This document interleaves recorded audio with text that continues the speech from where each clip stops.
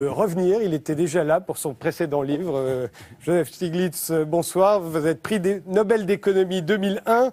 Vous faites partie des rares économistes aujourd'hui à être à la fois célèbres, populaires dans le monde entier, et vous faites même des best-sellers. Tous vos livres se vendent extrêmement bien partout dans le monde. Le précédent pour lequel vous étiez venu ici, c'était Le triomphe de la cupidité.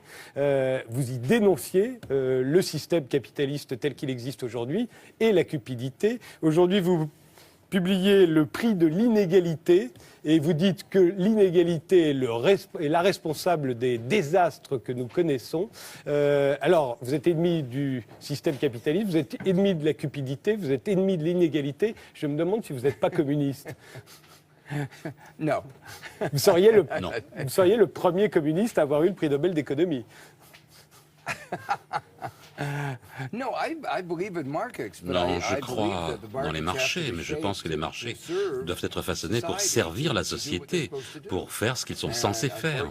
Malheureusement, ils ne le font pas.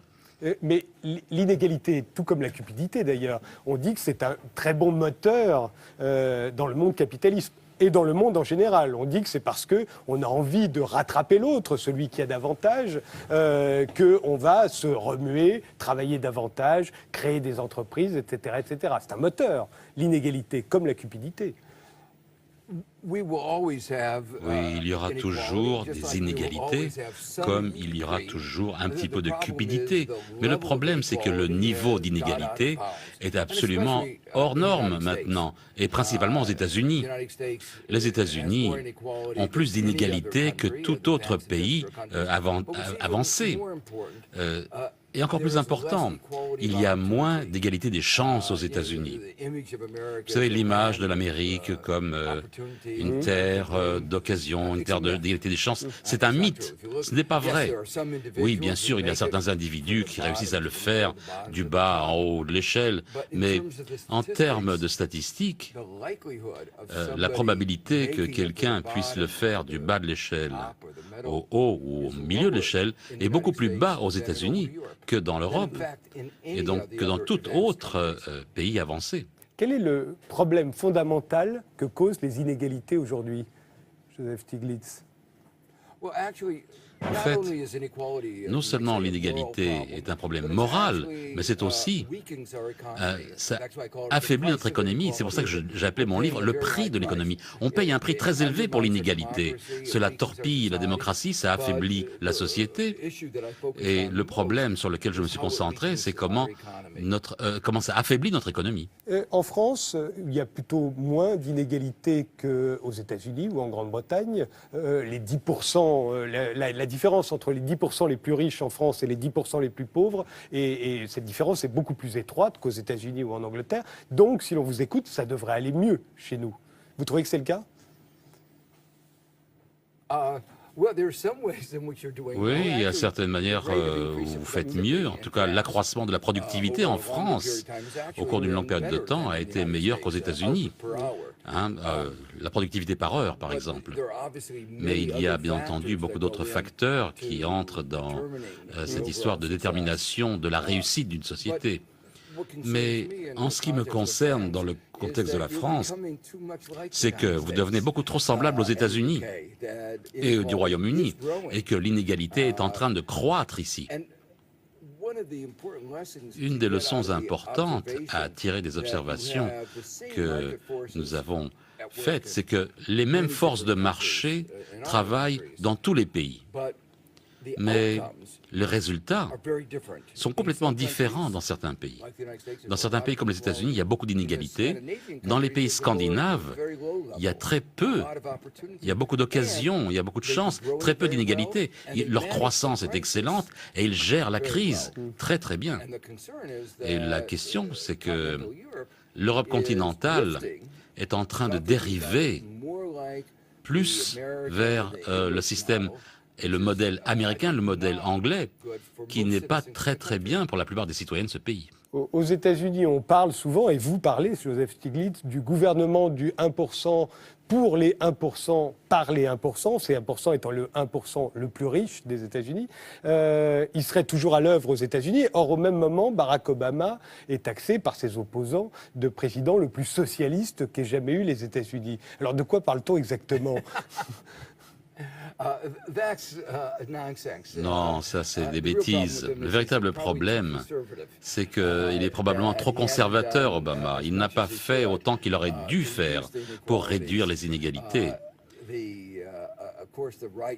Bien sûr, la droite essaie de monter une cabale sur lui, racontant qu'il est socialiste. Mais le fait est que les inégalités ont continué à grossir, à croître, en raison, en partie, de la récession. On a un très haut niveau de chômage. Quasiment un Américain sur 6 qui voudrait un travail à plein temps ne peut pas en avoir. Les salaires sont baissés. Nous avons une version de l'austérité, un petit peu comme celle de l'Europe. Le nombre d'employés du secteur public, c'est beaucoup plus bas qu'il ne l'était avant la crise. Donc on coupe sur les services publics, on réduit le nombre d'enseignants. Les gens qui sont le plus affectés, atteints, ce sont les gens qui sont au bas et au milieu de l'échelle, parce que ceux qui sont en haut, il y a des écoles privées, des hôpitaux privés. Ils n'ont pas besoin de transport public, ces gens-là. Vous êtes contre les politiques d'austérité, quelles qu'elles soient, y compris en Europe, y compris en France, où on nous dit pourtant que l'endettement dont la France est victime oblige à ce qu'on se serre la ceinture, en tout cas la ceinture du budget, la ceinture de l'État. Vous êtes contre ? Écoutez, sur le long terme, il faut être responsable fiscalement. On ne peut pas accumuler les dettes comme en Grèce, mais il faut regarder quel est le bon moment. Maintenant, si vous imposez l'austérité, votre économie va s'affaiblir parce que l'économie sera plus faible, les revenus vont être plus faibles, les dépenses pour le bien-être social vont augmenter et les revenus de l'imposition vont être beaucoup moindres. On l'a déjà vu dans d'autres pays européens.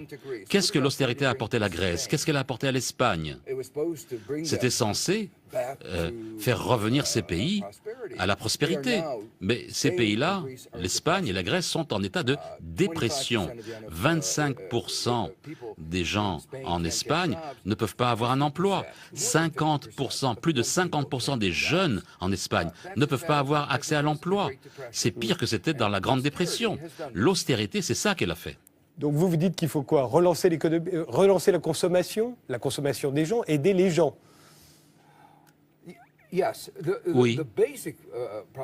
Le problème fondamental, c'est que ça doit être fait à l'échelle européenne. C'est le cadre de la zone euro. Vous savez, le ratio entre la dette et le PIB pour l'Europe, en fait, il est plus bas qu'aux États-Unis, ce ratio. La raison pour laquelle vous avez une crise en Europe, c'est pas parce que vous avez trop de dettes en Europe, en tout. Non, le problème, c'est que vous avez un cadre économique qui n'a pas été conçu pour traiter le type de stress par lequel vous passez. Et ça doit changer. Il doit y avoir une mutualisation de la dette en Europe. Il doit y avoir un système bancaire unique, commun. Il doit y avoir une harmonisation de l'impôt. Il faut aller dans cette direction. Et là, pour l'instant, il n'y a pas de progrès. La question, c'est est-ce que le progrès est suffisamment rapide? Mais les marchés fonctionnent beaucoup plus vite que les processus politiques à pouvoir régler ces questions, ces problèmes fondamentaux au sein du cadre européen. Si je vous ai bien compris, Joseph Stiglitz, vous étiez contre le renflouage des banques au début de la crise financière. Vous avez même dit qu'il fallait, au fond, les entreprises qui ne marchent pas, il faut qu'elles ferment. Tout cet argent qu'on a dépensé pour sauver des banques, pour sauver des entreprises, si je vous ai bien compris, il aurait mieux valu le donner aux individus pour qu'ils consomment. Ça aurait été une meilleure façon de se sortir de cette crise? Ce que j'ai dit effectivement, c'est qu'il aurait peut-être fallu sauver les banques, mais il ne fallait pas sauver les banquiers, les actionnaires. On aurait dû les lois du capitalisme de base fonctionner. C'est vrai, si on utilise l'argent pour aider les propriétaires de leur propre maison, pour aider les citoyens, notre économie serait en meilleure forme et le niveau d'inégalité serait beaucoup plus bas aujourd'hui qu'il ne l'est en fait. Alors, je le disais au départ, vous êtes extrêmement populaire dans le monde, vous êtes très célèbre, on vous lit énormément, mais quand je vous écoute, tout ce que vous nous avez dit là, personne ne vous écoute. Parce que tout ce que vous nous dites là, personne ne le fait. C'est doit être très gênant pour quelqu'un qui est si écouté de ne pas être entendu. En fait, plusieurs de mes messages sont entendus. Vous savez, quand on parle de choses de ce type, l'austérité pourrait être pire. Les gens pourraient faire encore des choses plus graves. Je crois que ça fait partie du débat politique. Il faut avertir les gens. Vous savez, vous allez vers l'austérité, d'accord, mais faites très attention. Et la réforme, il faut réformer les institutions de l'Europe, parce que si vous ne le faites pas, le cadre européen va passer dans une récession encore plus profonde. Ce qui est intéressant, c'est que dans une certaine mesure, on voit certains des changements qui se produisent. L'Europe met l'accent sur la croissance, plus qu'elle ne le faisait autrefois. Elle n'a pas fait ce qu'il fallait, mais elle parle beaucoup plus de la croissance. Oui, mais elle dit, l'Europe, pardon, la France, pardon de vous interrompre, mais la France dit aujourd'hui, il faut trouver 30 milliards d'économies. Alors, on ne parle pas d'austérité, on ne parle pas de rigueur, mais on va se serrer la ceinture. L'État va se serrer la ceinture, va augmenter les impôts des plus riches. Ça doit vous plaire. Oui, je pense que les conséquences, c'est que la croissance va ralentir. Il faut quelque chose d'autre. Et malheureusement, il y a très peu de choses que vous, la France, seule, puissiez faire. Ça doit être fait une solution, ça doit être une solution européenne, à l'échelle européenne. J'espère que vous, de concert avec l'Italie, avec les autres pays, vous allez persuader l'Allemagne que la direction actuelle n'est pas la bonne voie, et c'est pas ça qui va vous sortir de cette récession. Et ça sera vraiment une catastrophe pour le processus démocratique dans ces pays-là, parce qu'on perd de la légitimité lorsque l'on a 50% de la jeunesse qui n'a pas de travail, à un moment où les gens devraient pouvoir cumuler leurs capacités. En fait, là, ils sont en train de perdre leurs capacités. Vous savez, je ne sais pas si les leaders européens ont vraiment saisi l'étendue de ce qu'ils ont fait en Espagne et ailleurs, et ce qu'ils sont prêts à faire dans d'autres pays également. Keynes, qui était le ministre de l'économie de Roosevelt pendant la Grande Dépression, a relancé l'économie américaine en injectant de l'argent, à la fois pour créer des emplois et pour créer de la consommation. Quand on dit que vous êtes un néo-keynésien, vous êtes d'accord avec cette appellation ? Oui. Nous comprenons mieux comment le faire, mais il est absolument clair que les politiques keynésiennes ont fonctionné. Si vous regardez de l'autre côté, du côté opposé, le président Hoover a tenté l'austérité et il a traduit, le krach bancaire, le krach des marchés en grande dépression. L'austérité a été essayée à plusieurs reprises par le FMI en Sud-Est asiatique, dans l'Argentine, et en fait, les résultats ont été faibles. Vous savez, l'austérité ne remet pas l'économie sur les rails. Dernière question, Joseph Stiglitz. On parle depuis une semaine que Barack Obama pourrait ne pas être réélu, il pourrait perdre contre Mitt Romney. Vous y croyez ? Non, moi je reste optimiste. En fait, si vous regardez la convention, ce qui se passe à la convention du Parti démocrate la semaine dernière, c'était très énergique et le résultat en a été que Obama a eu un sursaut dans les sondages et maintenant il est en tête. Non, bien entendu, l'économie a été une grosse déception. Et peut-être s'il avait suivi mes avis, mes conseils, les choses auraient été mieux. Mais il faut faire avec ce que l'on a maintenant. Et les gens commencent à se rendre compte que pendant des années, nous étions dans une récession, vous savez, on était vraiment en chute libre. On ne savait pas où cette chute allait s'arrêter. Maintenant, au moins, on a stabilisé l'économie. On ne crée pas suffisamment d'emplois aux États-Unis pour les nouveaux entrants dans les forces actives. Et donc, il est clair qu'on n'a pas résolu le problème. Les gens perdent leur maison. Il y a 7 millions d'Américains qui ont perdu leur domicile. Et si on ne fait rien, des millions d'autres vont perdre leur domicile. C'est terrible, c'est une situation terrible.